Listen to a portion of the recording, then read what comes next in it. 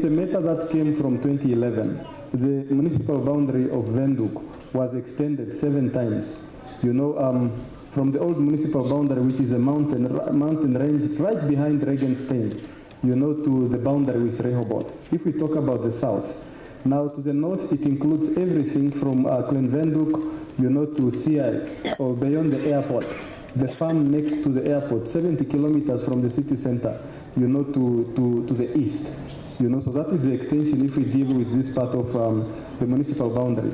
2017, some of you will recall, Honorable Minister Shaningwa came here. The meeting was at the constituency office where she handed over the title. There were 2 titles of land. The title for GROOT-AUB, for Farm GROOT-AUB, number 267, and portion 1 of GROOT-AUB. A portion that was cut from the main farm, so there were 2. So the bigger title measured 8,500 hectares. So it's the whole farm, the whole bigger farm. And then the portion 1, it measures 65 hectares. So now, when you do transfer, when government passes on, because the ownership of the land on that title is government, the challenge you may have noticed from 2011 to 2017, when the council, the city was not present here, the issue that we were dealing with was for us to effectively manage GROOT-AUB. There's one thing here, you know, GROOT-AUB was up for grab. Anyone that was grabbing land was running here. It was chaotic, you know, the time that we came here. The illegal land selling was done here. I remember the office of the ombudsman or the former ombudsman had done investigation here, you know, to the extent of, it's not in that office anymore, to the extent as to who sold to who for how much. That same problem of illegal selling, we deal with it in the older part of the city, especially in the informal settlement. You know, so normally what we do there, even we did the same for GROOT-AUB here. The resolution of council resolution of 2020 after all the lengthy deliberations, because 2017, August, title was transferred to Windhoek. Then we needed to come here and do what the minister had said. In fact, what the minister has tasked us to do, it was to put order, law and order in GROOT-AUB. If you may recall, there was a time when city police, you wouldn't cross that bridge if you came with a drilling equipment there, because they know you are coming to drill an illegal borehole here. Because whenever you are in a local authority, you don't do as you wish. You know, so then they continued that project for some time, and then there was an issue on the farms that were grabbed. When we did the survey in 2018, because 2017 we were here, we established our presence at the Commerce Regional Council. We operated there for some time. That's why now we came to say we need to have our own operational base as a local authority. So why we put the containers in the manner we put them behind us here is because the formal municipal office has to be built here. You know, so this is parking, and right behind here, that's where you have the formal permanent office. So now to put order here, the first thing is you have to check who owns what. But then, in terms of the ownership of land in this particular area, you need to move quickly. When the title was given to us, we know that records can change at the Rehoboth office. You know, in terms of the type of ownership that's passed on there. So now we had to quickly go there, and we got titles. So we have title of people that own land in GROOT-AUB that have titles. There are 23 that we got from the Rehoboth office. We have those titles. We have to keep custody of those. So the Register of Deeds, we were working with the Register of Deeds. The Register of Deeds advised us, because those records were prepared by the Office of the Registrar in Rehoboth, in coordination with the Registrar in Windhoek, their supervisor. So now that's how we got the first list, and then the title. Then they told us there are old people in GROOT-AUB. They have started the process of land ownership, but they did not finish it. So what should happen is that the city should have a day or a week in GROOT-AUB where you sit, especially on the older part of GROOT-AUB. Invite all those elder people who sit in, with those documents so that they can be verified by the deeds office, but not the city of Windhoek. The city of Windhoek is just to provide the platform. The Register of Deeds would come, you know, to do that whole verification. And then now, whoever doesn't have a title in GROOT-AUB, because those ones that have title, you have to transfer the land to them, straight from, you know, straight from the farm to all the extension, because here we have 3 extensions that were surveyed, you know, by the Commerce Regional Council. It was surveyed formally, so all that was needed now is to go to the next step, allocate land. But as you all know here, especially when we talk about issue of illegal land selling, that people are sitting not according to plan. Some sit according to plan, some don't sit according to plan. But for city to bring that order, we had to come here, the land surveyors had to come here. First and foremost, do the survey on the farm, because that's where the continuous grabbing was happening. So we quickly mapped the farm the way they are, because there's a resolution that you lease the farm the way it's cut at the moment, the farm portion the way it's cut. But then there's a second stage.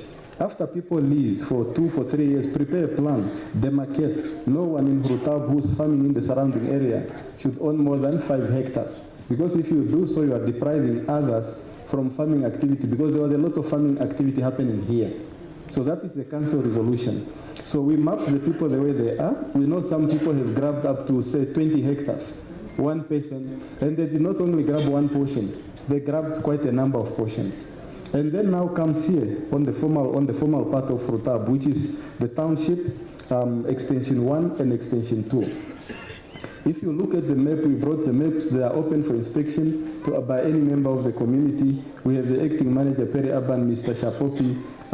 They will be based here so that you can come, have a look at how people are sitting. So what is required by law is whenever there was no form of regulating an area, before you go in, don't jump to give people title or to make people lease. Because where there's a plan, survey the way it is so that you can see who is encroaching, who's not encroaching. And I can inform you, from the plan you will notice that a lot, especially extension 1 here, a lot of portion, because those are bigger blocks. A lot of people sit on land that's designated or meant to be used for something else, not residential. So we picked all those ones. Our process was going very slow. We were stopped by COVID. Our colleagues contracted COVID, and then we had to stop the process when we were stopped from visiting or the gathering. So now we came up with the issue of flying the area. We flew GROOT-AUB, so that we can have an image, and from that image we digitize the structures. But then the land surveyor has to come here and confirm the positions, to confirm as to who is encroaching, who is not, and then people are shown to say this is how you sit. So we can say that is the first step towards ownership. What the city also had done, we have tried now from the 3 townships, which is about, it's over 900 even, under 1,000 even. So we have also tried to register those, to register the township, so that you proclaim those extensions, as proclaimed township in the government gazette. Because it's only when they are proclaimed that you can have a transfer. We can never sell it to a person now, because you cannot pass transfer. And I can indicate, whoever sold land to anybody in GROOT-AUB illegally, there will be no proof of transfer. They cannot transfer anything. In actual fact, from our side, that person did not sell the land, they have sold the structure. If they have said they sold the land, it's illegal, it's impossible. You can never sell something you cannot transfer. So now that is the first step. So now what we have done then is to say, we have now surveyed the farms, we have now surveyed also all the buildings that are here. We know which ones are legal, which ones are illegal. The next step to move people towards ownership, because as a city, to bring order, you need to sort out that issue of ownership. To build people, even manpower to connect people now to electricity. Some people are grabbing just on the farm outside there. Manpower would need identity. How do I identify that structure? So it's just part of the farm. And there are so many structures on the same portion. So that's where now the city came up with a lease. The process that we are busy with now, which we were starting, which was now last month, because we have finished the mapping process, it was to go now on each of the structures, to indicate, to educate people on the lease and the process that we have to do in terms of lease, so that we can sign a lease agreement with the people. The concern normally is to say it's expensive. Like the Honorable Minister said, there's nothing for free. From the time of takeover, when we took over operations here, up to now, you have not received a single bill. You should ask yourself a question. How are you funding those operations? So those operations are funded by the taxpayers, the other side, which is the broader vendor. So that's the money that we take from there as part of the budget. We use it for GROOT-AUB. The second source of funding, we get it from the ministry. The ministry had generously, over the years, funded, whenever we knock, they provide some funding for GROOT-AUB so that we can continue to render the free service. We couldn't build here in GROOT-AUB On Friday last week, there was an issue of the pipeline, the launch, the pipeline that we were doing. When we took over, the challenge that we encountered is the pipes that were installed here, the ones that are used for water, to carry water, they are not suitable for us to install prepaid water meters. Because we know without prepaid water meter here, it will not work well. You will just make people owe a lot of money, and then at the end you are cutting services. So then the whole intention of coming to GROOT-AUB was give people prepaid water meter. Just like you control electricity, control your water consumption also. Pay as you use. So now for us to do that, those pipes need to be we need to remove everything, put those hard ones where you can install prepaid water meter. The second issue was for the houses that are connected to sewer here. When we took over the operations, those ponds to the east of the area, they were dry. When we went there, it was open, it was not regulated, anyone could enter those ponds. No one is allowed to enter the ponds. They should be 500 meters away from the people, because of the health issues. Those are open evaporation ponds. So now the city came to ensure that we have to see where is the blockage, because we know if the water is not flowing to the ponds, the water is surely going to the ground. And people here, we are drilling borehole, people are drinking that water. In the end, people start to suffer from diseases that one cannot account or know where it came from. So that's why now we have to ensure the ponds are working. So that is that. So I'll just go back to the issue of the ownership. All those issues, for us to be able to come to the point of billing, to sort out all those issues, we needed to sort the lease first. If not the lease, the sale. We wanted to jump, for those that can afford, we wanted to jump straight, not for lease, sell. But we couldn't, do that. As you all know, we have an issue. It's a matter before court. It's a matter that we cannot really engage here openly. It's in court. Those papers are there. The judgment is there. The proceedings are there. Normally, by nature, you don't discuss matters before court. So we went to court to fight for what we believed is right for the people of GROOT-AUB. That was our view. So then there's an outcome from court. So now, while we are still at court fighting, we got our judgment November 25. We are still in court now at the bigger court, the highest court in the country, which is the Supreme Court. Before we can finalize the issue of registration and transfer, we said we cannot wait. The court battle takes long, or the court process.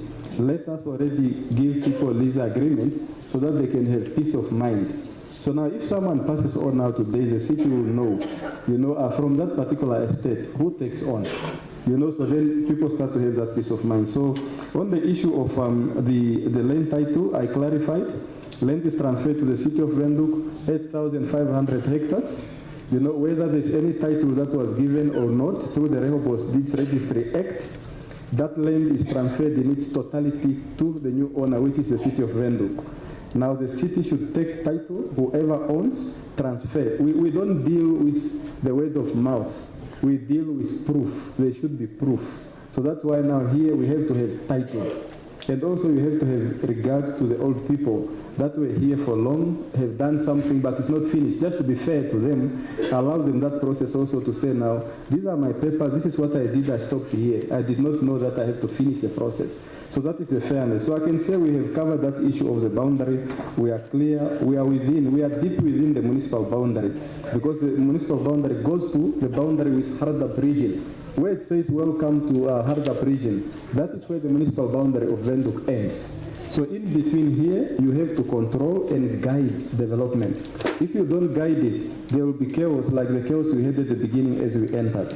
It will be anything for anybody, and in the end, you will have no city to run. It will be chaotic community. So even for some of those that support such, or some of those that profited from such, they would also regret, because it's a community that's not managed. So we have to have order, in order to have a developed community.